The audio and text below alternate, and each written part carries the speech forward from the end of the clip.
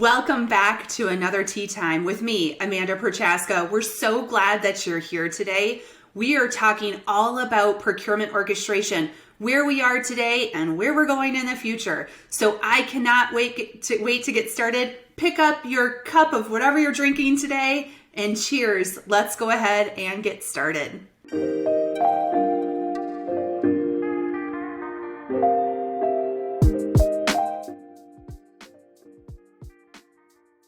So today, before we jump in, your magic. Procurement orchestration is pretty magical. That's why I selected this cup today. But what I am drinking is thinking of you. And I think, long story short, when I talk to these procurement orchestration technology providers, they are thinking of you every single day. They're trying to make procurement seamless. And so the particular tea, though, is chamomile and peppermint. Perfect combo for everyone that just needs to chill, relax, and to be thinking about others. It's a great cup of tea today. So, procurement orchestration, what is it, first of all, before we get into where it is today and where is it going?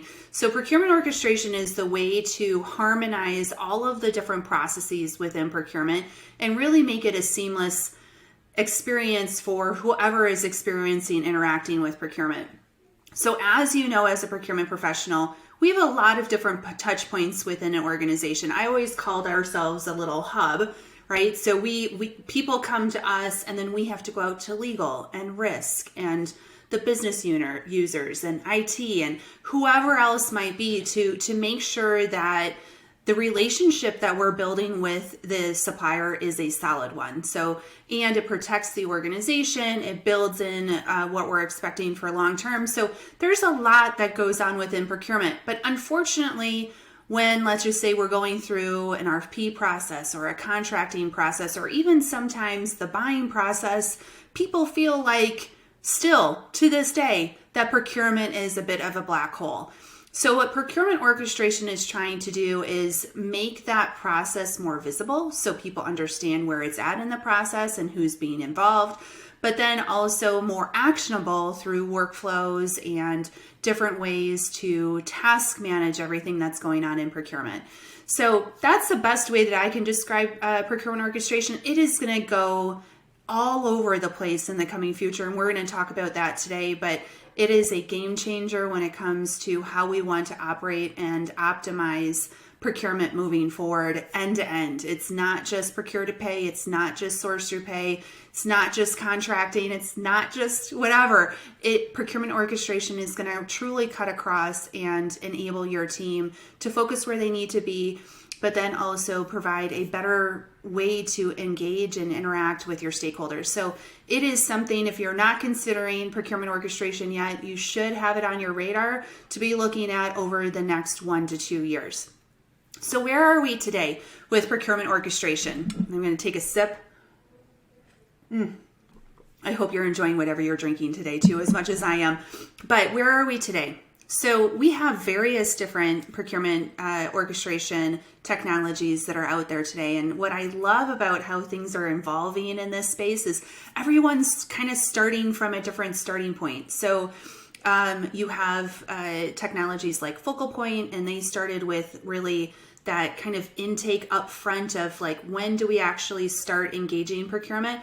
But then they also have a performance management process where you can optimize the workload within your team. So that's one area of orchestration. They're also going into many other areas, as are all of these that I'm going to mention today. You have Tonkin, who started really outside of procurement, but then realized that there's a lot of handoffs within procurement. And so they really have great technology for legal and also procurement. So they started from the outside looking in. They've also built the technology where it actually embeds into the day-to-day processes of what people are doing already, which I'm going to touch on later. You have LevelPath, who's coming out. You have Oro.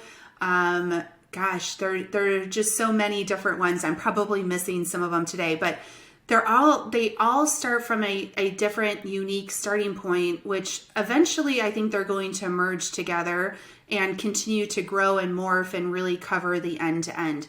So, Zip is another one. Zip is really, I think their sweet spot was coming in with the transactional P2P process originally and making a difference there. So anyway, there's a lot of action and a lot of investment going into this space right now. And we're going to continue to see these different technologies morph into really helping support the end of procurement, even though they're starting from different starting points.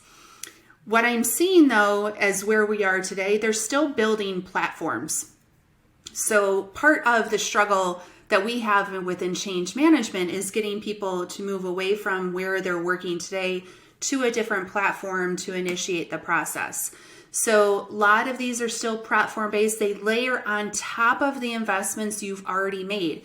So if you are a Coupa shop or an Ariba shop or even on an ERP today, if you have a technology already in play, they layer in on top and can integrate into those, either a hard integration or just simply through a link to direct people to where they want to go.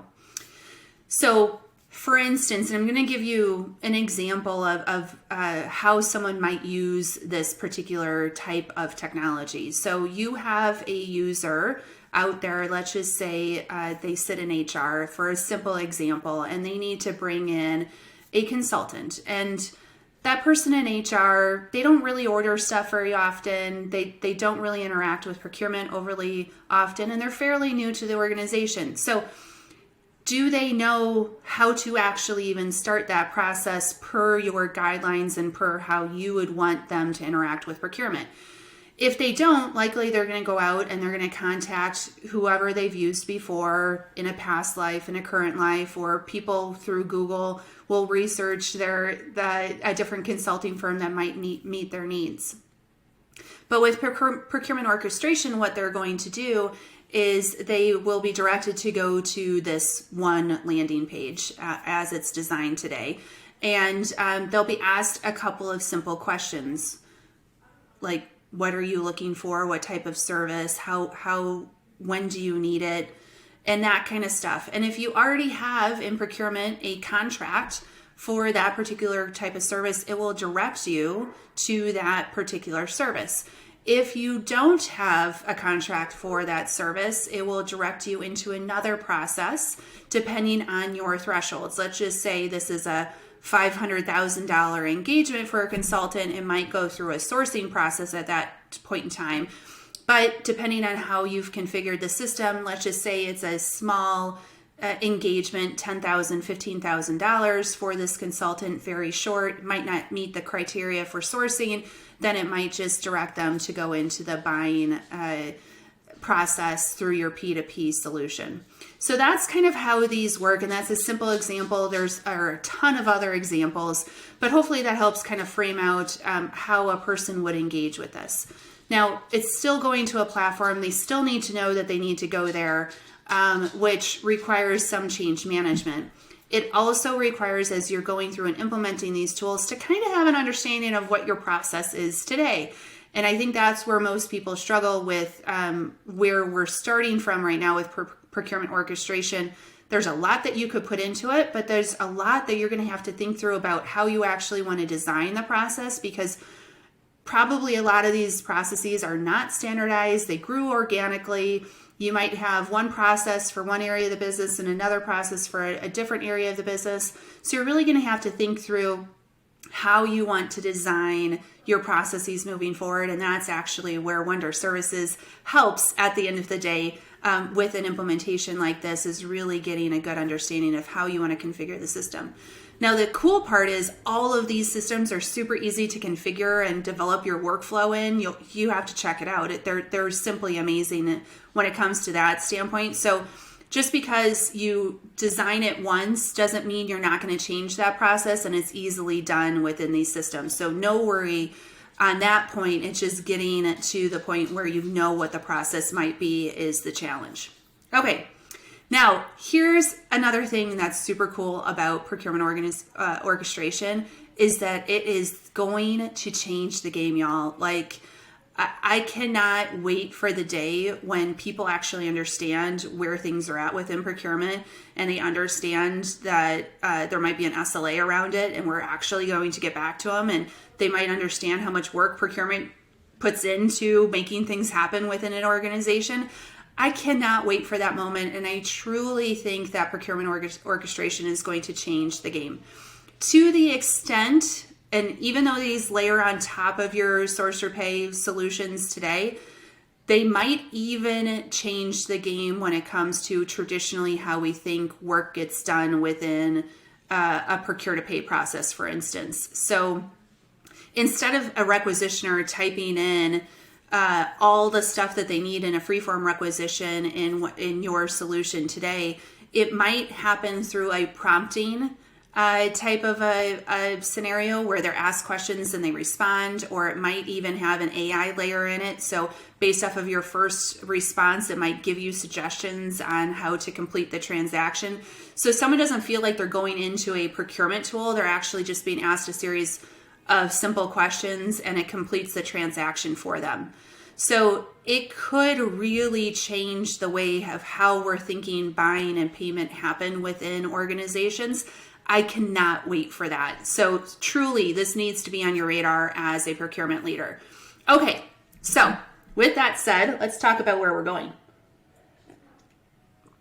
And I just touched on a little bit about where we're going and what this technology can do, but for people who are thinking about procurement orchestration, and what I'm seeing these orchestration tools really thinking through is, how do they get to the point where they're there, where people are doing business already? So for instance, instead of going to a platform to initiate this process, maybe they're embedded in Teams already, or maybe they're embedded in Slack, or maybe they're embedded in Outlook in your email system. So as people are doing their day-to-day business, they don't have to remember to go to a separate site. They can just simply start the request from where they already are at in their day-to-day business.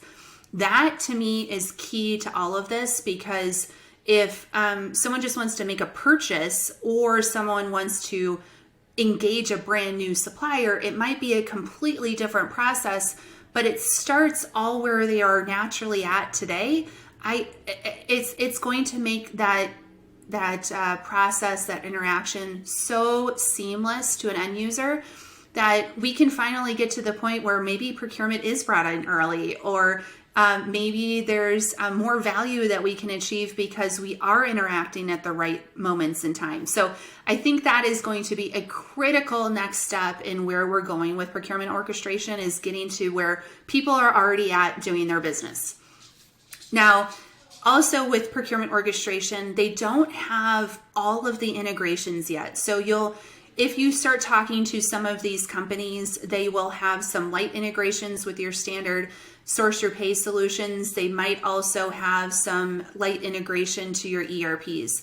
But they don't always have the integrations. And sometimes that's because of some licensing conflicts between, like, let's just say your procure to pay system and the orchestration layer. You still, in most cases, will need, if someone's using orchestration and they need to access your procure to pay system, they still need a license to your procure to pay system. So there's a little adjustment that is happening right there to make sure that people understand that you still need a license, but B, that the orchestration tools can build those robust integrations into the system. So sometimes today when you're going through it, you'll let's just say I need to buy some office supplies. It might just simply be a link to your procure to pay system versus a hard integration to your procure to pay system. So I think as we continue to develop in this space over the next, 6 to 12 months, you're going to see a little bit more of that robust integration to make it even more seamless. Now, one thing that I always notice on these orchestration platforms is the simplicity. These processes, as we all know, are not usually simple. There's a lot of if-then statements and or statements, but for an end user to really think it's simple is the way to go. So as you're looking at orchestration, look at that user interface, look at how they're being prompted, and make sure that it's simple. Orchestration tools are, I think, there's going to be a couple of different ways that they configure these or present the interface to the end users. Sometimes they can feel really complicated, and others are going to go the simple route. So I think we're going to see kind of a balance come into play here, but as you're looking at them, really lean on the simplicity aspect, because I think that's going to help users use it and people understand that they can seamlessly integrate and work with procurement moving forward. The last big frontier, I think, for procurement orchestration in the next, I would say, 6 months, 12 months, is the layering in of AI. I could see chatbots being integrated into these orchestration tools where people just come in and ask a question, and based off of AI and how you've configured the system, it directs them in the right way. There could be ways like maybe someone goes in and they're like, hey, I need this HR person. I need a simple engagement with this contractor for the $15,000 over the next month or two. Can you help me create a simple SOW? And AI can draft that SOW right there and then for them. It could be based off of your preconditioned terms that you want to include, but then also AI is going to help fill in the deliverables of that SOW. So it's going to be a cool combination of what you can do internally to really leverage AI and build this kind of very integrated, very simple process for procurement users in general. So AI will be something that we're going to keep an eye on in this space as we move forward over the next 6 months, because the orchestration tools that do it well, those are going to be the ones that really rise to the occasion and make their way in this very competitive landscape. It is a competitive space. We're going to see some great things from these procure tech providers in this space, and I can't wait to see who kind of comes to the top as the top 1 to 3 providers in procurement orchestration, and I think we're going to see that over the next year or so. So with that said, couple of main points just to summarize. Please make sure that you're taking a look at this as a procurement leader. This should be on your radar. Hardest part of these implementations is getting your process right, and Wonder Services can help you do that if you need that help. And the last thing is there's going to be some transformation over the next year. So if you're selecting a solution now, make sure you understand their roadmaps, make sure that you understand what it's going to take to come along with those technology providers, and because they will be shifting and changing as they continue to develop their capabilities and abilities for you. So with that said, okay, we are going to have some of our partners linked in the bottom of this. We are also going to be keeping an eye on this through our newsletters. So there will be a link to the newsletters down below so you can understand how things are transforming in the procurement orchestration space. And if you've liked this video, please hit like and hit subscribe. We would love to stay in contact with you so that we can have more tea times together and enjoy these conversations. So until next time, please continue to keep your eye on procurement orchestration and reach out if you need any help. Cheers.